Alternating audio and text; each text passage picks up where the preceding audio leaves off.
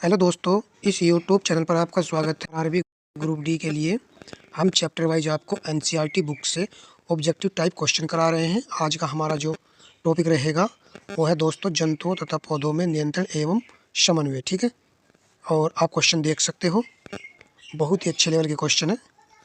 और इसको जो है क्लास को मिस मत कीजिएगा, क्योंकि इस क्लास में हम दोस्तों 45+ देखने वाले हैं। तो आप ध्यान से देखिए, बहुत ही अच्छे क्वेश्चन है, एनसीईआरटी लेवल के हैं, जो कि ग्रुप डी में पूछे जाते हैं। एक न्यूरॉन के एक्सॉन के अंतिम छोर की शाखाओं तथा दूसरे न्यूरॉन के डेंड्राइट्स के बीच का संबंध कहलाता है। बीच का संबंध क्या कहलाता है? इसको कहा जाता है सिनेप्सिस। सेकंड वाला ऑप्शन यहाँ पर राइट आंसर है। रेनवियर का नोड कहाँ स्थित होता है? रेनवियर का नोड कहाँ स्थित होता है? तो ये स्थित होता है एक्सॉन पर। नेक्स्ट प्रश्न, मस्तिष्क की टेम्पोरल पाली किस कार्य में सहायक होती है? स्पर्श, श्रवण, दृश्य संवेदनाओं, पेशी नियंत्रण। तो तीसरे का राइट आंसर होगा ऑप्शन सेकंड वाला सही है, श्रवण।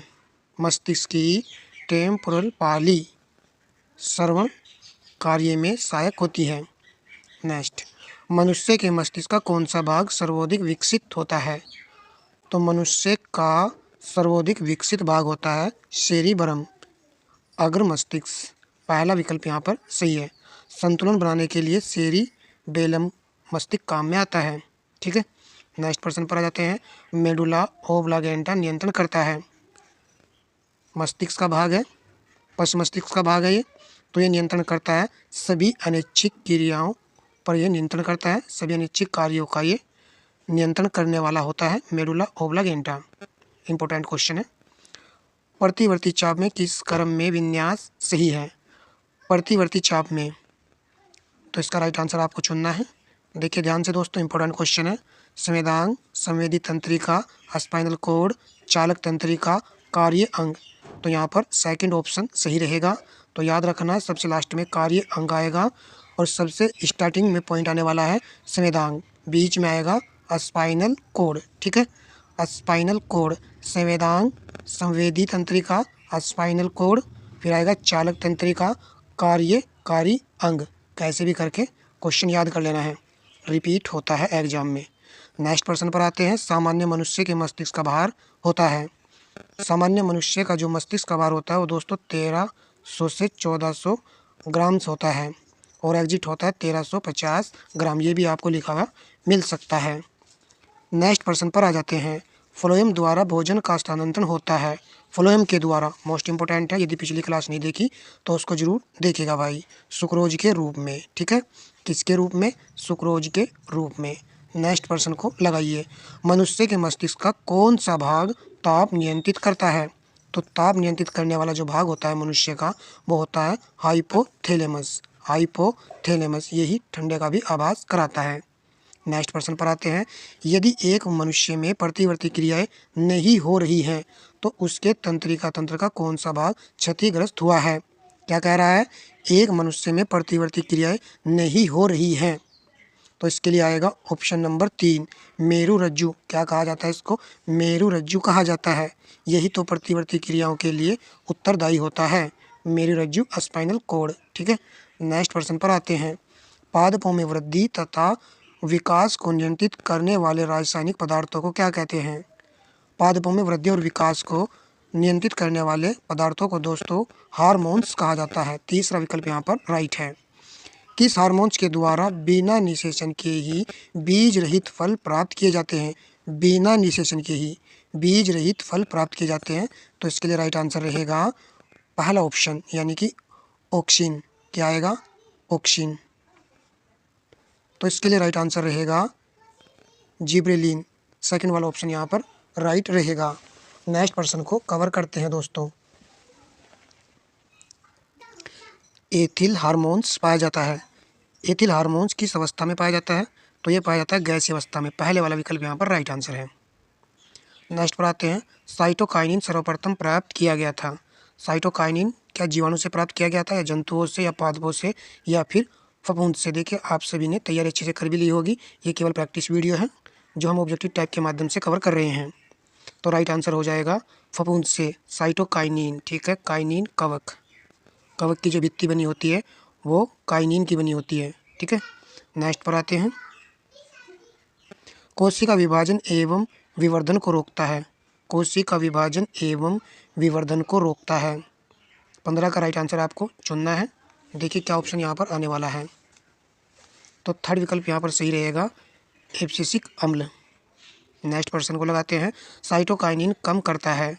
साइटोकाइनिन क्या कम करता है? पुष्पन काल को, प्रस्तुति काल को, निषेचन काल को, इन सभी को। देखिए यहाँ पर ऐसे ऑप्शन दिए गए हैं कि आप डी ऑप्शन भी लगा सकते हो, परंतु ये नहीं आंसर रहेगा। इसका आंसर रहेगा सेकंड ऑप्शन। प्रस्तुति काल को साइटोकाइनिन क्या कर देता है? कम कर देता है। मोस्ट इंपॉर्टेंट क्वेश्चन है दोस्तों ये। हार्मोन है, हार्मोन इस प्रकार के होते हैं, जटिल कार्बनिक पदार्थ होते हैं या फिर सल कार्बनिक पदार्थ होते हैं? क्या आएगा इसका राइट आंसर? तो जटिल कार्बनिक पदार्थ होते हैं हार्मोन। पहले वाला विकल्प यहाँ पर राइट आंसर है। पौधों में प्रकाश दीप्तिकाल पुष्पन को कम किया जा सकता है। पौधों में प्रकाश दीप्तिकाल पुष्पन को कम किया जा सकता है। तो ये किया जाता है जिब्रेलिन से, यानी जिब्रेलिन के माध्यम से। नेक्स्ट पर आते हैं। एथिलीन के प्रयोग से पौधों में वृद्धि होती है। एथिलीन के प्रयोग से पौधों में वृद्धि होती है। तो ये होती है मादा पुष्पों की, मादा पुष्पों की वृद्धि होती है। हार्मोन के संबंध में सही कथन है। हार्मोन के संबंध में, तो हार्मोन के लिए राइट आंसर होगा फोर्थ विकल्प। एक जाति के जीवों में बने हार्मोन्स दूसरी जाति के जीवों में भी कार्य करते हैं। मोस्ट इंपॉर्टेंट फैक्टर क्वेश्चन है ये। क्वेश्चन नंबर लगाते हैं हम 21। देखिए हाई स्कूल की ये एनसीईआरटी से क्वेश्चन लिए हैं मैंने। किस हार्मोन्स की अधिकता से अस्थियां कोमल तथा टेढ़ी हो जाती हैं? वो कौन सा हार्मोन्स है? तो इसका राइट आंसर रहेगा पैराथॉर्मोन। पैराथॉर्मोन है जिससे अस्थियां कोमल तथा टेढ़ी हो जाती हैं इसकी अधिकता से। इंपॉर्टेंट है ये भी क्वेश्चन। किस हार्मोन्स की कमी से मधुमेह रोग हो जाता है? ये वेरी इजी है। तो यहाँ पर राइट आंसर पहला विकल्प ही रहेगा, इंसुलिन। नेक्स्ट पर्सन को लगाइए। वर्षण तथा अंडाशय की वृद्धि को प्रभावित करने वाला हार्मोन्स कौन सा है? वर्षण, टेस्टेज। बताइए कौन सा आएगा इसके लिए आंसर? तो राइट आंसर होगा ऑप्शन सेकंड वाला सही रहेगा यहाँ पर, टेस्टोस्टेरोन। 23 का आंसर हो जाएगा ऑप्शन, नहीं ये नहीं आंसर होगा। इसका राइट आंसर होगा तीसरे वाला विकल्प, फॉलिकल स्टिमुलेटिंग हार्मोन्स, क्योंकि यहाँ पर वर्षण के साथ में अंडाशय की वृद्धि को भी प्रभावित करने वाला ये हार्मोन्स है। दोनों एक साथ दिए गए हैं तो आंसर हो जाएगा तीसरा विकल्प। TSH का पूरा नाम क्या है? तो इसका पूरा नाम आप सभी जानते ही हैं। राइट आंसर होगा पहला विकल्प, thyroxine stimulating hormones. Next, oxytocin का स्त्रावन कहाँ से होता है? ऑक्सीटोसिन, इसका स्त्रावन दोस्तों होता है पिट्यूटरी ग्रंथि से। नेक्स्ट पर्सन, कैल्शियम व फास्फोरस उपापचय का नियंत्रण करने वाला हार्मोन कहाँ से स्रावित होता है? तो कैल्शियम व फास्फोरस उपापचय का नियंत्रण करने वाला हार्मोन्स होता है पैराथायरॉइड। पैराथायरॉइड याद कर लीजिए, इंपॉर्टेंट है। वृद्धि हार्मोन्स है, वृद्धि हार्मोन्स है, आंसर होगा STH। नेक्स्ट, किसी सामान्य व्यक्ति को एड्रेनलिन का इंजेक्शन लगा दिया जाता है तो उसके हृदय की क्या होगी? गति बढ़ जाती है, संकुचन रुक जाएगा, गति पहले बढ़ जाएगी बाद में सामान्य हो जाएगी, गति दर अस्थायी रूप से बढ़ जाएगी। आप जो है बड़ा समझ करके तीसरा विकल्प मत चुनिएगा। इसका राइट आंसर हो जाएगा पहला विकल्प, गति दर जो है बढ़ जाएगी। नेक्स्ट, पीयूष हार्मोन्स में से किसका स्राव हाइपोथैलेमस के द्वारा किया जाता है? तो इसका भी आंसर आपको याद रखना है। फोर्थ विकल्प यहाँ पर सही रहेगा, LT, ACTH और TSH। ठीक है, ल्यूटेनाइटिंग हार्मोन्स, वृद्धि, कार्टिकोट्राइपिन और थायरोट्रोपिन। नेक्स्ट, निम्नलिखित में से किस जोड़े में एक देह भाग और उससे निकलने वाला हार्मोन्स का सही जोड़ा है? आंसर होगा सेकंड विकल्प, अंगनाशय की अल्फा कोशिकाएं ग्लूकेगोन, ग्लूकेगोन। ठीक है, याद रख लीजिए। नेक्स्ट पर आते हैं। वर्षण तथा अंडाशय की वृद्धि को प्रभावित करने वाला हार्मोन्स कौन सा है? तो 31 का राइट आंसर रहेगा मेलेटोनिन वर्षण और अंडाशय एक साथ दिया गया है तो वृद्धि करने वाला हार्मोन्स होता है मेलेटोनिन। नेक्स्ट पर आते हैं, स्त्री में यौन आरंभ हो जाता है। स्त्री में यौन आरंभ जो हो जाता है वो 11 से 14 वर्ष की आयु में हो जाता है और बालकों में यदि पूछा जाए 15 से 18 वर्ष, दोनों को याद रखना है। नेक्स्ट पर आते हैं, आर्तव चक्र का नियमन किस ग्रंथि के हार्मोन्स द्वारा होता है। आर्तव चक्र का नियमन किस ग्रंथि के द्वारा होता है, तो राइट आंसर हो जाएगा सेकंड विकल्प, पिट्यूटरी ग्रंथि के द्वारा। ठीक है। केवल नर में पाई जाने वाली ग्रंथि कौन सी है, तो नर में केवल पाई जाने वाली ग्रंथि है प्रोस्टेट। नेक्स्ट, वह अंतःस्रावित ग्रंथि जो मनुष्य के मस्तिष्क में पाई जाती है। अंतःस्रावित ग्रंथि है, मनुष्य के मस्तिष्क में पाई जाती है, तो राइट आंसर होगा फोर्थ विकल्प, पीयूष ग्रंथि। नेक्स्ट प्रश्न को देखते हैं, निम्नलिखित में से कौन मनुष्य के लार में पाया जाता है, तो मनुष्य के लार में पाया जाता है टोलिन नामक एंजाइम, तो यहाँ पर पहला विकल्प सही है। नेक्स्ट प्रश्न, एंजाइम रेनिन स्त्रावित होती है, कहाँ से ये स्त्रावित होता है ये आपको बताना है, जठर ग्रंथियों से, तो यहाँ पर तीसरा विकल्प सही है। नेक्स्ट पर आते हैं, अनिषेक फलन बीज रहित फलन को प्रोत्साहित करता है, बीज रहित की ये बात कर रहा है, राइट आंसर होगा ऑक्सिन, ऑक्सिन। नेक्स्ट, निम्नलिखित में से किस हार्मोन्स की कमी से मधुमेह रोग हो जाता है, तो ये किस हार्मोन्स की कमी से होता है, इंसुलिन, सेकंड विकल्प यहाँ पर सही है। नेक्स्ट पर आते हैं, पीयूष ग्रंथि पाई जाती है, तो पीयूष ग्रंथि मस्तिष्क में पाई जाती है, परंतु मस्तिष्क के अधर तल पर या मस्तिष्क के पृष्ठ तल पर, ऐसे ही प्रश्न एनसीईआरटी बेस बनते हैं और एग्जामिनर पूछता है। राइट आंसर होगा पहला विकल्प, यहाँ पर मस्तिष्क के अधर तल पर पाई जाती है पीयूष ग्रंथि, जिसको मास्टर ग्रंथि कहा जाता है। कौन सा पादप हार्मोन्स कोशिका विभाजन में सहायक है, तो कोशिका विभाजन में जो सहायक होता है साइटोकाइनिन, पहला विकल्प यहाँ पर राइट आंसर रहेगा।